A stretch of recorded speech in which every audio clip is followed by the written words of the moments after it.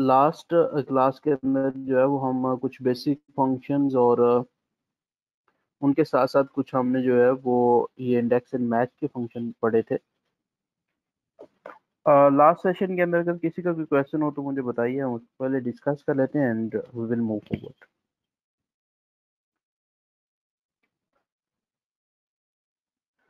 Okay, चलो, ये index and match function के अंदर एक जो है वो कॉन्सेप्ट रह गया था। इसके अंदर डाटा वैलिडेशन का कॉन्सेप्ट है। अगर आपने ये देखा हो यहाँ पे, तो एक सेल के अंदर ये एक ड्रॉप डाउन मेन्यू है, ड्रॉप डाउन एरो है बेसिकली, जिसके अंदर ये सारी मल्टीपल ऑप्शंस आ रही हैं। तो किसी ने ड्रॉप डाउन ये डाटा वैलिडेशन यूज किया है पहले? जी सर, मैंने यूज किया हुआ है डेटा वैलिडेशन। ठीक है, बिल्कुल सही है। और किसी ने इस्तेमाल इसमें किया सर है? हम लोग बेसिकली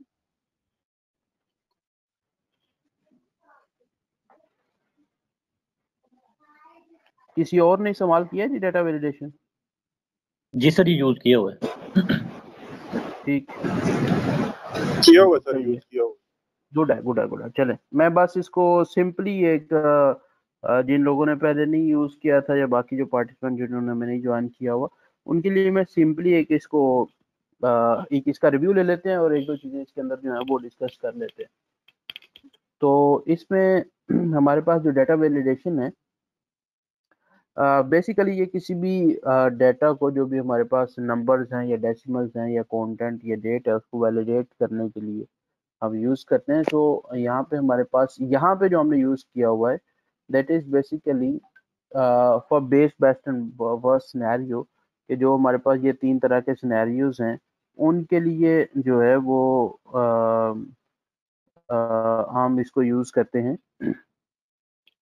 कि हमारे पास तीन तरह के सिनेरियोज होते हैं, बेस्ट और वर्स्ट, तो उसमें हम इसको इजीली चेंज कर सकते हो।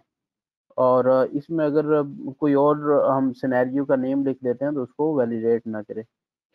तो सिंपली डाटा, और इसके बाद हमारे पास जो है, ये मैंने आपसे बताया था आपको कि ये 365 है मेरे पास एक्सेल। इसके अंदर कुछ जो है वो चेंजेस हैं बटन्स की।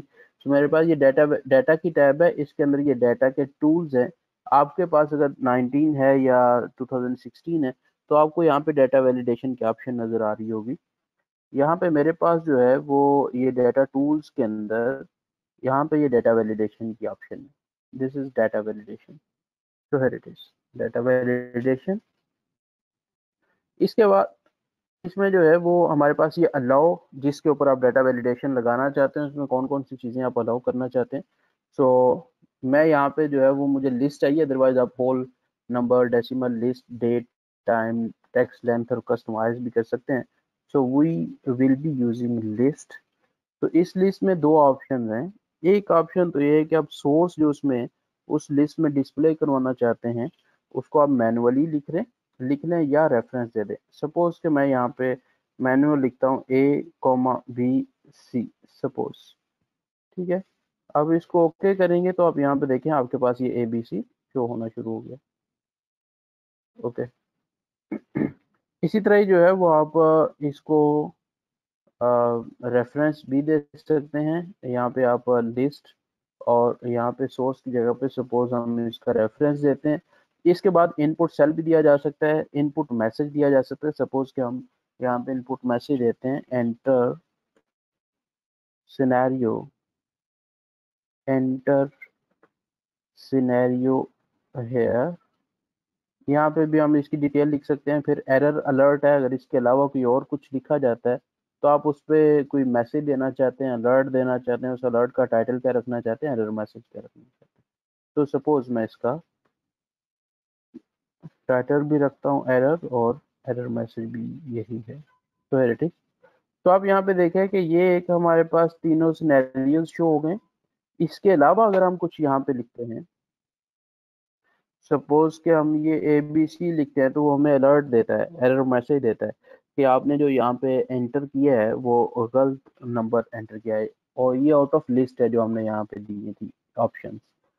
सो इस तरह से आप जो है डाटा वैलिडेशन यूज कर सकते हैं। हमने जो है वो ये इंडेक्स और मैच और चूज फंक्शन के अंदर यहाँ पे बेस्ट और वर्स्ट सिनेरियोज को यूज किया था।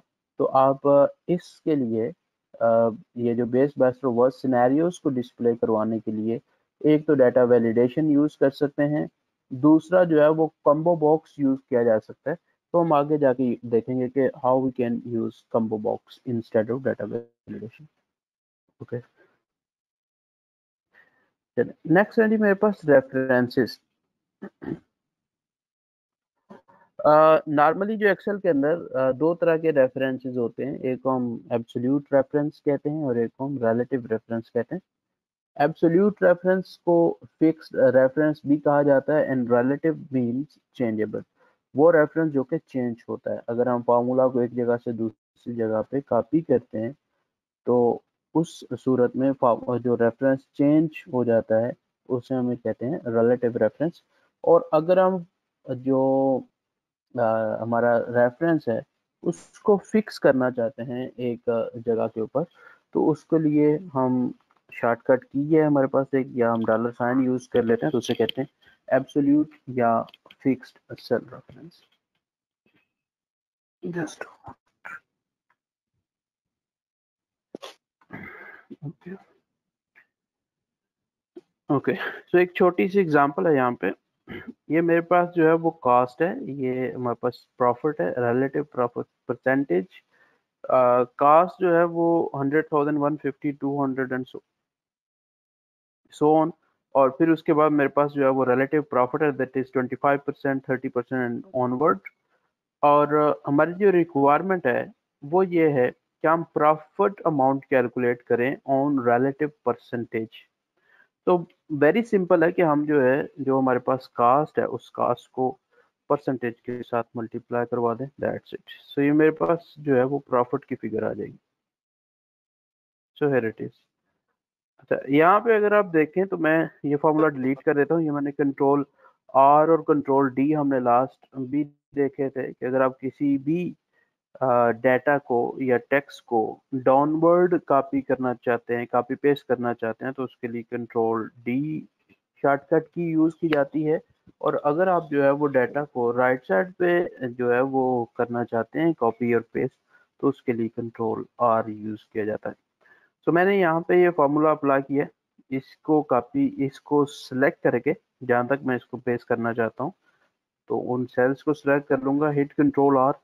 तो आप ये देखें कि फार्मूला जो था वो भी दोनों के दोनों सेल्स जिसके अंदर हमने ये इस फार्मूले के अंदर जिनका हमने रेफरेंस दिया था वो भी साथ साथ रिलेटिवली चेंज हो रहे हैं उसी फार्मूला के साथ।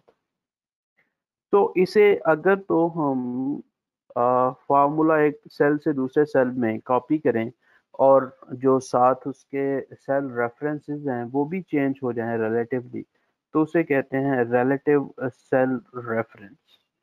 एक बात, दूसरी रिक्वायरमेंट ये हो सकती है कि हमारी रिक्वायरमेंट ये है कि जो भी कास्ट हो जिस महीने के अंदर, जो प्रॉफिट परसेंटेज है it should remain same, that is 25% supposedly. So हम यहाँ पे हमारे पास कास्ट चेंज हो रही है, परसेंटेज चेंज नहीं हो रही। हमने ये देखा कि जो ही मैं कंट्रोल आर के साथ फार्मूला राइट साइड पे कॉपी करता हूँ तो दोनों सेल रिलेटिवली चेंज होते हैं। लेकिन इस दूसरे सिनेरियो के अंदर हमारी रिक्वायरमेंट ये है कि प्रॉफिट परसेंटेज सेम रहनी चाहिए, कास्ट जो है वो चेंज हो सकती है।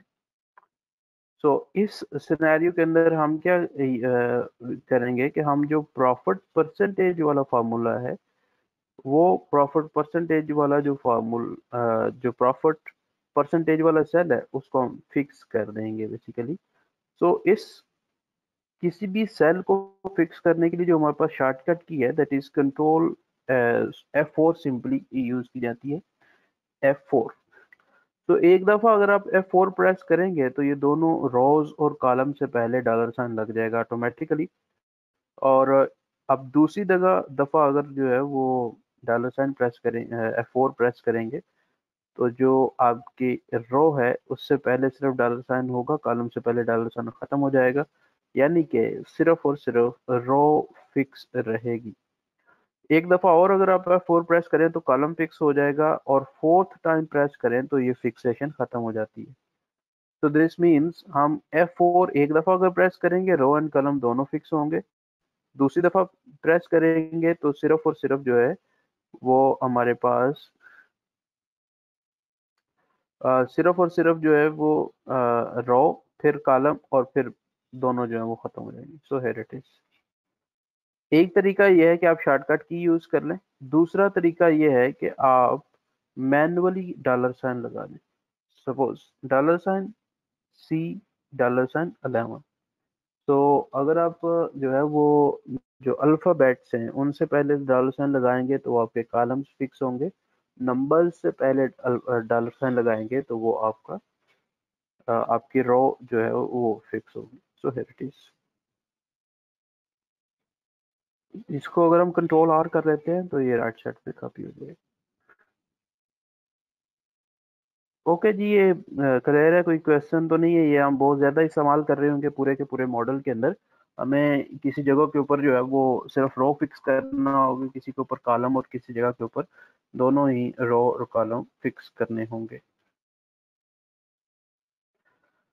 अच्छा, दूसरा सिनेरियो ये हो सकता है कि हमें जो है वो आ, हो सकता है कि रो फिक्स करनी पड़े या जो है वो कॉलम फिक्स करना पड़े, कोई एक फिक्स करना पड़े। हमने पहले जो है वो रो और कॉलम दोनों को फिक्स किया था, तो यहाँ पे हम रो या कॉलम फिक्स करना पड़ सकता है हमें। उसके लिए क्या हो सकता है कि देखें, ये मेरे पास कास्ट है सपोज, और ये उसके ऊपर प्रॉफिट परसेंटेज है। सो अगर तो आप जो है ये इसकी सेल प्राइस कैलकुलेट करना चाहते हैं या सिर्फ प्रॉफिट कैलकुलेट करना चाहते हैं बेस्ड ऑन बेस प्राइस, कि जो उसकी बेस कास्ट थी उसके ऊपर हमें ये जो परसेंटेज है वो अप्लाई हो जाए, एक सिनेरियो ये है। दूसरा सिनेरियो ये है कि हमारे पास ये 26 रो जो है, इसी रो के अंदर हमने ये जस्ट अच्छा, इसमें जो है ये 26 रो है, जो इसी के अंदर हमने परसेंटेजेस दी हुई हैं बेसिकली। तो ये परसेंटेजेस, ये रो जो है वो चेंज नहीं होनी चाहिए, हमें सिर्फ रो फिक्स करनी है। कॉलम जो है वो रिलेटिव रहने चाहिए, यानी कि जब भी मैं इसको राइट साइड पे कॉपी करूं तो रो चेंज ना हो, कॉलम चेंज हो सकते हैं। तो मैं यहाँ पे दो फार्मूला हम अप्लाई कर सकते हैं। एक तो यह है कि सिंपल प्रॉफिट की अमाउंट, तो उसके लिए हम क्या करेंगे, cost multiplied by the profit percentage. तो मेरे पास ये प्रॉफिट परसेंटेज आ गई है। अगर आप यही चाहते हैं कि आपको सेल प्राइस मिल जाए including profit figure, profit percentage, तो उसके लिए आप क्या करेंगे कि cost multiplied by 1 plus percentage, जो भी हमारे पास परसेंटेज, तो ये आपके पास क्यूमुलेटेड वैल्यू मिल जाएगी, यानी कि उसने 25 के अंदर 2.5 को ऐड करके आपको डिस्प्ले करवा दी। ओके, सो अगर आप यहाँ पे देखें तो हमारे पास हम जब फार्मूला को राइट साइड पे कॉपी करेंगे, तो फार्मूला को राइट साइड पे जब भी हम कॉपी करेंगे, जो ही हम कॉपी कर रहे होंगे, तो हमारे ये वाली जो ये जो कास्ट है ये भी चेंज हो रही है। सपोज कि ये नेक्स्ट ईयर के अंदर 20, ये मेरे पास सेल था पहले C22, और यहाँ पे मैंने C22 का रेफरेंस दिया था, और साथ ही ये D26 का रेफरेंस दिया था एज अ परसेंटेज। अगर हम ई में जाते हैं तो उसमें आप देखें तो ये D22 जो हमारे पास 22 रो है, तो यहाँ पे बेसिकली C22 की बजाय हम जब 2022 के अंदर जाते हैं तो ये D22 हो जाता है बेसिकली। सो बताने का मकसद ये है कि ये रिलेटिवली चेंज हो रहा है। सो अगर हमारी रिक्वायरमेंट ये है कि जो है वो ये वाला जो कास्ट वाला कॉलम है ये चेंज ना हो, चेंज फिक्स रहे, और इधर से ये वाली रो फिक्स रहे, उसकी रीजन ये है कि जो ही मैं इसको राइट से डाउनवर्ड कॉपी करूंगा तो ये परसेंटेज नेक्स्ट रिलेटिवली चेंज हो जाएगी। ये जो इसकी रो है 26 से चेंज होकर 27 पे चली गई। सो हमें यहाँ पे बेसिकली एक तो 26 रो को फिक्स करना है। तो 26 रो को फिक्स करने के लिए हमें सिर्फ 26 से पहले डॉलर साइन लगाना पड़ेगा, डी से पहले डॉलर साइन लगाने की जरूरत नहीं है, क्योंकि हम कॉलम को फिक्स नहीं करना चाहते। इसी तरह अगर आप जो है वो कास्ट को फिक्स रखना चाहते हैं तो फिर आप सी वाले कॉलम को फिक्स कर दें। अदरवाइज अगर आपकी रिक्वायरमेंट ये है कि पिछले साल की जो हमारे पास कास्ट की फिगर है उसके ऊपर प्रॉफिट परसेंटेज अप्लाई होनी चाहिए, तो फिर आपको कॉलम और रो यानी कि C22 दोनों को ही फिक्स करने की जरूरत नहीं है। So here it is. मैं बाकी ये डिलीट कर देता हूँ। आप ये देखें कि हमने एक ही सेल के अंदर ये फॉर्मूला लगाया है। इसी को आप राइट साइड पे कंट्रोल R करके कॉपी कर लें और डाउनवर्ड कंट्रोल D से कॉपी कर लें। तो इसी तरह ये अगर आप देखेंगे तो ये हमारा C वाला कॉलम भी चेंज नहीं हो रहा और 26 वाली रो भी चेंज नहीं हो रही जो ही हमने फार्मूला को डाउनवर्ड या राइटवर्ड कॉपी किया। सो ये दो तरह के सेल रेफरेंसेस होते हैं, एक तो रिलेटिव और एब्सोल्यूट। आई बिलीव कुछ लोगों ने पहले भी इस्तेमाल किए होंगे, लेकिन ये इंतहाई ज़रूरी हैं पूरे मॉडल के अंदर। हमने फिक्सेशन और रेफरेंसेस बहुत ज़्यादा इस्तेमाल करने हैं, तो उसके लिए हमें ये फिक्सेशन का पता होना चाहिए। हम रो किस तरह से फिक्स कर सकते हैं, कॉलम या रो और कॉलम दोनों फिक्स करने हैं। कॉलम से सकते हैं, इसको मैंने सेलेक्ट किया है, कंट्रोल 1 प्रेस किया है, कस्टम नंबर फॉर्मेटिंग कोई एक रो सेलेक्ट कर लें, एक दफ़ा हैश प्रेस करें या आप जितने नंबर्स हैं उतनी दफ़ा बी प्रेस कर सकते हैं, लेकिन एक दफ़ा हैश प्रेस करेंगे तब भी वो आपके नंबर्स डिस्प्ले करवा देगा। यहाँ पे अभी हमने एफ प्रेस करना है, तो हैश साइन एफ। यहाँ पे सपोजली मैं यही वाला जो नंबर ईयर है इसके अंदर 1 प्लस कर देता हूँ, तो आप यहाँ पे देखें ये 2022 एफ है and just copy to the right port. तो आप ये यहाँ पे देखेंगे कि आप हर एक फोरकास्टेड ईयर्स के अंदर आपके पास ये एफ लिखा हुआ है। सो इसकी खूबसूरती ये है कि मैंने ये +1 इसलिए किया था कि जस्ट +1 इसलिए बेसिकली किया है कि हम क्या करेंगे कि हम जो हमारा इनपुट वाली शीट होगी उसके अंदर हम उसको बताएंगे कि हमारा जो स्टार्टिंग ईयर होगा वो कौन सा होगा। वो भले आप एक्चुअल का स्टार्टिंग ईयर से स्टार्ट कर लें या फोरकास्टेड फर्स्ट ईयर से भी आप स्टार्ट कर सकते हैं, उसके अंदर 1 ऐड कर दें। सो अगर आप ये कहते हैं कि आप ये जो मॉडल बनाना स्टार्ट करना चाह रहे हैं उसका स्टार्टिंग ईयर 2025 होगा, तो आप ये देखें कि डायनामिकली पूरे का पूरे मॉडल के अंदर जो ईयर्स हैं वो ऑटोमेटिकली कैलकुलेट हो जाएंगे। अगर आप कहते हैं कि हमारा स्टार्टिंग ईयर 2015 होगा, तो इसी तरह जो होंगे मैंने पिछले इस साल के अंदर 1 ऐड किया हुआ है, तो इसी तरह जो है वो हर ईयर के अंदर हर ईयर में जिस तरह की हमने फॉर्मेटिंग की होगी उसी तरह आपको ये ईयर्स नजर आ रहे हैं। Okay, so any question so far? No अभी आवाज आ रही है? फारूक साहब का मैसेज आया कि आवाज नहीं है। ओके, फारूक साहब अभी आवाज आ रही है आपको?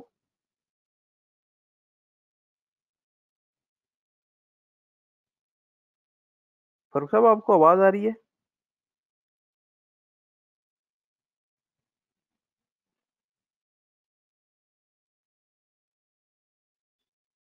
बाकी लोगों को आवाज आ रही है जी? जी सर, आवाज सही आ रही है। चलिए ठीक है ओके। चलें नेक्स्ट है जी हमारे पास नंबर फॉर्मेटिंग के अंदर मेरे पास ये जो नंबर फॉर्मेटिंग के अंदर हम जो इसका पैटर्न यूज किया जाता है बेसिकली, जैसे मैंने पहले कहा कि अगर हम किसी न्यूमेरिकल वैल्यू के साथ टेक्स्ट की वैल्यू लिखना चाहते हैं तो उसके लिए जो पैटर्न यूज किया जाता है वो पैटर्न 4 पार्ट्स के अंदर है कि हमारे पास पॉजिटिव वैल्यूज के साथ हम कौन सा टेक्स्ट लिखना चाहते हैं, नेगेटिव के साथ, फिर जीरो के साथ और टेक्स्ट के साथ। सो सपोजली मेरे पास ये 4 तरह के नंबर्स हैं या 2 सिंपल नंबर हैं, मैं यहाँ पे लिख लेता हूँ। ये मेरे पास नंबर है जी पॉजिटिव 100, फिर नेगेटिव 150, फिर मेरे पास 0 है और साथ टेक्स्ट की वैल्यू भी कोई हो सकती है। सपोज के ये टेक्स्ट है या ए लिखा हुआ। अब मैं पॉजिटिव वैल्यू के साथ जो है वो कोई एक लिखना चाहता हूँ नंबर टेक्स्ट की वैल्यू। नेगेटिव वैल्यू के साथ भी कोई एक टेक्स्ट की वैल्यू लिखना चाहता हूँ, 0 के साथ भी और टेक्स्ट के साथ भी। सपोजली अगर हम इसको यूं देख लें कि हमारे पास जो है वो नेगेटिव और पॉजिटिव नंबर से हम पॉजिटिव वालों को डेबिट लिखना चाहते हैं, नेगेटिव वालों को क्रेडिट लिखना चाहते हैं, या हम पॉजिटिव वालों को रिसीवेबल लिखना चाहते हैं, नेगेटिव वालों को पेएबल लिखना चाहते हैं, या हम सेल या सेल रिटर्न लिखना चाहते हैं, या what ever the requirement is, जो भी आपकी रिक्वायरमेंट है। सो इस तरह हमारे पास ये 4 ऑप्शंस अवेलेबल हैं। मैं सिंपली 2 को डिस्कस कर लेता हूँ कि सपोज कि मेरे पास ये 2 वैल्यूज हैं, पॉजिटिव और नेगेटिव, 0 और टेक्स्ट, या 2 को पहले हम डिस्कस कर लेते हैं। मैं ये कहता हूँ कि अगर ये पॉजिटिव है तो इसके साथ रिसीवेबल या डेबिट लिखा जाए, नेगेटिव है तो इसके साथ पेएबल लिखा जाए। सो मैं इसको सेलेक्ट कर लेता हूँ जहाँ जहाँ पे हमने ये फॉर्मेटिंग अप्लाई करनी है। हिट कंट्रोल 1 कस्टम, कोई एक सेलेक्ट कर लें। इसके साथ मैंने आपको इसका सीक्वेंस बताया था, 4 बेसिकली ऑप्शन हैं इसके अंदर। तो हम इस नंबर फॉर्मेटिंग के अंदर एक सीक्वेंस है खास जिसको हमें मद्देनजर रखना होगा। सपोज कि हम पॉजिटिव वैल्यू के साथ जो भी टेक्स्ट लिखना चाहते हैं, फिर नेगेटिव के साथ 0 और ए। यहाँ पे जो ऑर्डर चलता है या यहाँ पे जो फॉर्मेट चलता है वो ये होता है कि सबसे पहले जो टेक्स्ट की वैल्यू लिखेंगे it will goes to positive value. इसके बाद जो आप टेक्स्ट की वैल्यू लिखेंगे it will be added with the negative value, और फिर जो आप वैल्यू लिखेंगे टेक्स्ट की वो 0 के लिए यूज की जाएगी, और 4th नंबर के ऊपर जो आप टेक्स्ट की वैल्यू लिखेंगे वो टेक्स्ट अगर कोई है आपके डाटा के अंदर तो उसके लिए इस्तेमाल की जाएगी। सो सिंपली आप अगर देखें ये ऑर्डर है, सबसे पहले टेक्स्ट की वैल्यू पॉजिटिव नंबर के लिए इस्तेमाल की जाती है। दूसरी टेक्स्ट जो है टेक्स्ट स्ट्रिंग जो है वो नेगेटिव वैल्यू के लिए यूज की जाती है। थर्ड टेक्स्ट स्ट्रिंग जो है वो 0 के लिए, और फिर 4th टेक्स्ट के लिए। सो मेरे पास ये चारों वैल्यूज हैं। मैंने कंट्रोल 1 प्रेस किया है, कस्टम नंबर फॉर्मेटिंग के ऊपर कोई एक रो सेलेक्ट कर लें। यहाँ पे है जी, सबसे पहले है मेरे पास पॉजिटिव। सो अगर मेरे पास कोई पॉजिटिव वैल्यू है तो इसके साथ मैं यहाँ पे डेबिट सपोज लिखना चाहता हूँ, तो ये जो भी टेक्स्ट है ये इन्वर्टेड कॉमास के अंदर होना चाहिए, जैसे लॉजिकल फंक्शंस के अंदर हम इस्तेमाल करते हैं। सो सबसे पहले मैंने लिखा debit in inverted commas. Order मैंने आपको बताया कि first will goes for positive value. Next जो है उसको सेपरेट करने के लिए यहाँ पे सेमी कॉलन यूज किया जाता है, कॉमा नहीं यूज किया जाता बल्कि सेमी कॉलन यूज किया जाता है number formatting. Okay, so positive value के साथ डेबिट यूज होगा, semicolon, inverted comma, credit. Okay, so जो नेगेटिव वैल्यू होगी उसके साथ क्रेडिट लिखा जाएगा, और सेमी कॉलन, और फिर इसके साथ अगर कोई 0 है तो उसके लिए जो है वो हम सपोज के 0 लिखना चाहते हैं। ओके, ये 3 मैंने टेक्स्ट लिख दी, डेबिट, क्रेडिट और 0। ये टेक्स्ट जो है वो हम किसी ना किसी नंबर के साथ लिखना चाहते हैं। सो इससे पहले जो भी नंबर होगा वो हम चाहते हैं कि एज इट इज शो हो जाए। तो जैसे आपने देखा कि हमने 2020, 21, 22, 23 को एज इट इज डिस्प्ले करवाने के लिए हैश का साइन इस्तेमाल किया था। तो हम यहाँ पे भी हैश का साइन यूज करेंगे ताकि जो भी करेक्ट न्यूमेरिकल वैल्यूज ऑलरेडी लिखी गई थी वो एज इट इज डिस्प्ले हो, और उसके साथ पॉजिटिव वैल्यू जो है वो पहला text as a positive value consider करे, उसके साथ ऐड हो, और फिर नेगेटिव, फिर 0। और अगर इसमें दरमियान में कोई आप डैश या स्पेस एंटर करना चाहते हैं तो वो स्पेस एंटर कर दें, यानी कि hash space debit for positive, colon, semi colon, ये सेपरेट करने के लिए आर्गुमेंट को। उसके बाद दोबारा जो है वो आप हैश साइन एंटर कीजिए और स्पेस पर देन क्रेडिट, 0 के लिए अगेन यहाँ पे हैश साइन एंटर करें ताकि वो 0 को रिकग्नाइज कर ले और उसकी जगह पे वो 0 एंटर कर दे। दोबारा बता रहा हूँ, कि हमारे पास जो पहले वाला टेक्स्ट की वैल्यू होगी वो पॉजिटिव नंबर के लिए इस्तेमाल की जाएगी, दूसरा टेक्स्ट स्ट्रिंग जो है वो नेगेटिव वैल्यू के लिए इस्तेमाल किया जाएगा, तीसरा जीरो के लिए, अगर आपने कोई चौथा भी लिखा तो वो टेक्स्ट की वैल्यू के लिए इस्तेमाल किया जाएगा। सो मैंने है साइन इसलिए लिखा है कि जो भी हमारे पास न्यूमेरिकल वैल्यूज हैं वो एज इट इज डिस्प्ले हो जाए और उसके साथ जो हमने ये टेक्स्ट लिखा है ये टेक्स्ट डिस्प्ले। सो हिट एंटर। तो आप अगर यहाँ पे देखें तो ये मेरे पास जो है वो 100 के साथ जो है वो डेबिट वैल्यू आ गई है और 150 के साथ जो है वो क्रेडिट वैल्यू है, क्रेडिट लिखा गया ऑटोमेटिकली क्योंकि ये नेगेटिव के अंदर थी। मैं अगर नेगेटिव के अंदर कोई और वैल्यू भी लिखता हूँ 2500, तो ये चूंकि नेगेटिव वैल्यू है तो इसलिए उसने इसके साथ क्रेडिट लिख दी। अगर मैं यहाँ पे 100 की बजाय 1500 भी पॉजिटिव में लिखता हूँ तो उसके साथ ये डेबिट लिख देगा। ठीक है। इसी तरह अगर आपके पास पोस्ट के कोई लेजर है उसमें आप वैल्यूज को बाइफरकेट करना चाहते हैं कि अगर आपके पास कोई पॉजिटिव नेगेटिव और जीरो की वैल्यूज हैं या जीरो को आप बाइफरकेट करना चाहते हैं, सेपरेट करना चाहते हैं, तो उसके लिए जो है वो हम ये नंबर फॉर्मेटिंग इस्तेमाल कर सकते हैं। सो एनी क्वेश्चन, कोई क्वेश्चन अगर हो किसी का?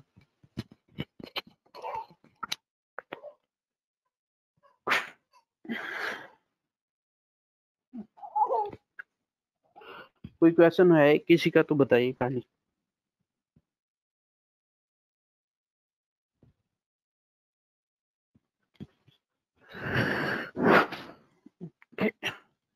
तो नेक्स्ट चैलेंज, अगर कोई क्वेश्चन नहीं है तो नेक्स्ट।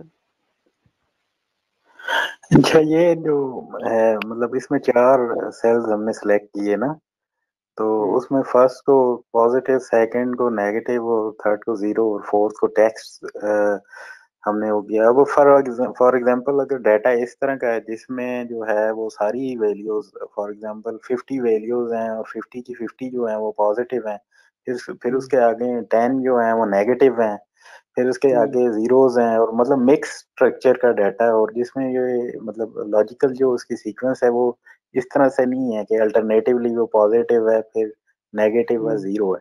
तो उस सूरत में इसको कैसे मतलब हम लगाएंगे इसको? वो इसी तरह ही बिल्कुल लगेगा। मैंने हाँ वो बिल्कुल वो अकॉर्डिंगली ही इसको कंसीडर करेगा। मैंने तो सिर्फ अंडरस्टैंडिंग के लिए पहले पॉजिटिव नेगेटिव रखा, और ये पॉजिटिव नेगेटिव जो है वो डाटा का सीक्वेंस नहीं है बल्कि नंबर फॉर्मेटिंग के अंदर जो हमने टेक्स्ट की वैल्यूज, टेक्स्ट स्ट्रिंग एंटर करने हैं, ये उसका फॉर्मेट है। सपोज कि मैं यहाँ पे कुछ वैल्यूज लिख देता हूँ, यहाँ पे फॉर्मूला लगाता हूँ जी, रैंड बिटवीन का फॉर्मूला जो कि रैंडम वैल्यूज एंटर करने के लिए यूज किया जाता है। तो बॉटम सपोज 100 का है, टॉप सपोज 1000 का है, तो है ठीक। ये मैंने वैल्यूज कुछ लिखी हैं रैंडम, और हम इसमें कुछ को जो है वो नेगेटिव कर देते हैं, कुछ को पॉजिटिव कर देते हैं।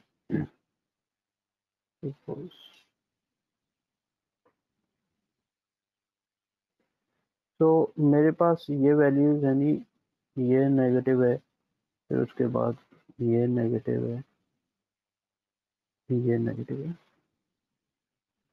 और ये नेगेटिव है। ये वैल्यूज हैं, इन सब को जहां जहां पे भी आपने इसको अप्लाई करना है वो सारे का सारा सारी वैल्यूज को आप सिलेक्ट करेंगे। बेसिकली सिलेक्ट करने के बाद फिर आप वहां पे लिखेंगे। मैंने क्योंकि यहाँ पे डेबिट क्रेडिट लिखा हुआ तो हम इसका फॉर्मेट कॉपी कर लेते हैं। तो हियर इट इज, आप यहाँ पे देखें तो ये हमने फॉर्मेट कॉपी किया है, और यहाँ से ही आप मल्टीपल टाइम्स भी इसको कॉपी कर सकते हैं। तो जस्ट अंडरस्टैंडिंग डेवलप करने के लिए मैं आपको ये बता रहा हूँ, ये है। अदरवाइज आप क्या करें कि इस पूरे डाटा को, जो भी डाटा है उसको सिलेक्ट कर लें, Ctrl+1, custom number format selection कर लें कोई भी, hash in space inverted comma, या आप डैश कुछ भी एंटर करना चाहते हैं, debit inverted commas close semicolon hash space credit. तो अब आप यहाँ पे देखें जितनी भी नेगेटिव वैल्यूज थी उसके साथ उसने क्रेडिट लिख दी है, ये वाला क्रेडिट है और ये वाला क्रेडिट है। इसी तरह कोई भी वैल्यू अगर नेगेटिव होगी, कहीं किसी भी जगह पे नेगेटिव होगी, वो पहले नेगेटिव है, पहले कुछ वैल्यूज नेगेटिव है, बाद वाली पॉजिटिव है, या पहली पॉजिटिव है फिर नेगेटिव है फिर जीरो है, या जहां पे भी कहीं पे नेगेटिव पॉजिटिव जीरो आएगा वो अकॉर्डिंगली इसको कर देंगे। ठीक है जी।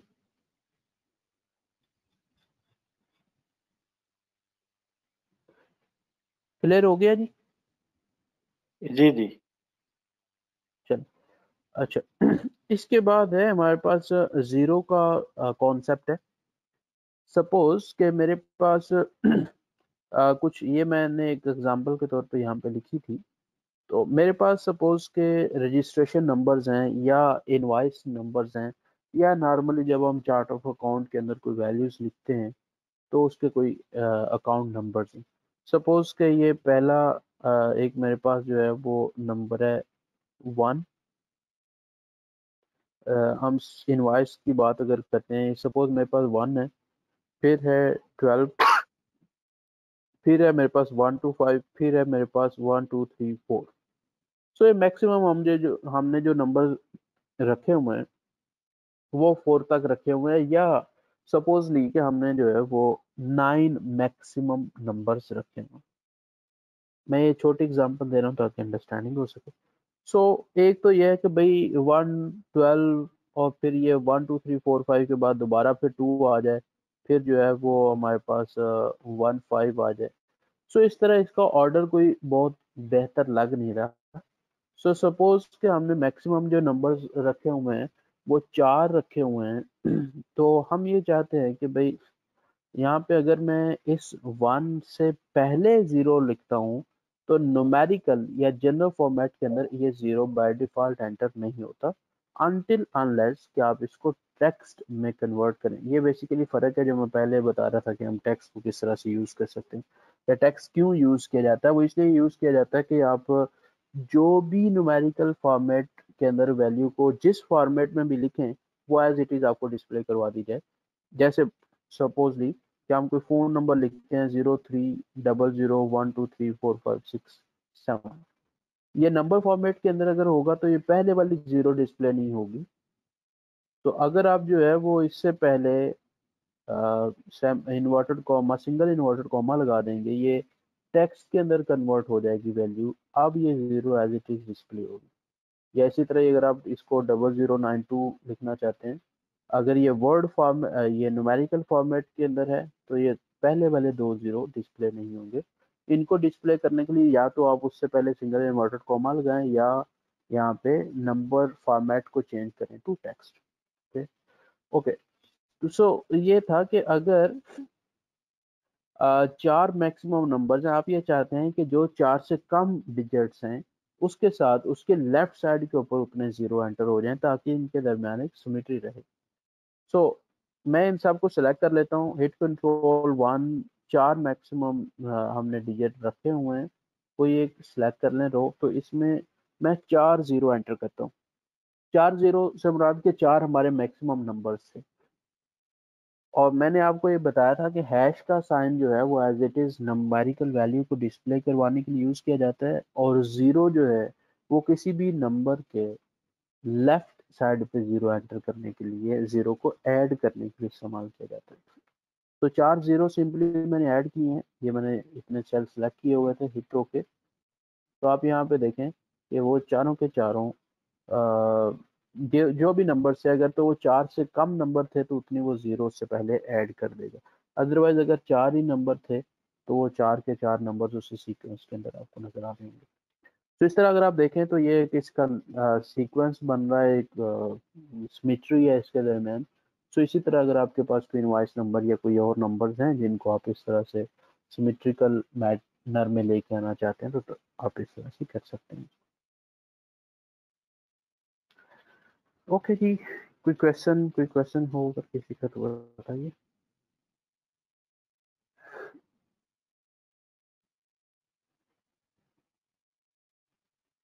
चलो नेक्स्ट है जी हमारे पास करेंसी वगैरह। आई बिलीव कि करेंसी के सिंबल्स वगैरह जो है वो आप लोग एंटर कर सकते हैं। कोई भी करेंसी जो है अगर आप उसके सिंबल को एंटर करना चाहते हैं, इंसर्ट करना चाहते हैं, तो उसके लिए भी हमारे पास ये करेंसी की फॉर्मेट है, करेंसी की ऑप्शन है। यहाँ पे जो है वो आप कोई भी करेंसी सिलेक्ट कर सकते हैं।